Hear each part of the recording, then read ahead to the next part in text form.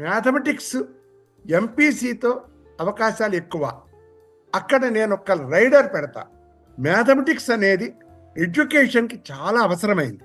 నువ్వు బైపీసీ తీసుకో, MBBS, BDS, ఆయుర్వేదం, హోమియో, యునాని, వెటర్నరీ, వీటన్నిటికీ కూడా బంగారు భవిష్యత్తు ఉంది. కానీ ఒక్క ఎంబీబీఎస్కి అనుకోవటం పొరపాటు. ఎన్ని కృత్రిమ మేధస్సులు వచ్చినా వెటర్నరీ సైన్స్కి తిరుగు లేదు. కారణం, మనిషి తన జబ్బుని చెప్పగలడు, కానీ జంతువు జబ్బేమిటో తెలుసుకు తీరాలి మనమే. బేసిక్ సైన్సెస్ లేకుండా అప్లైడ్ సైన్స్ ఉండదు. Urgent need of the day today basic science.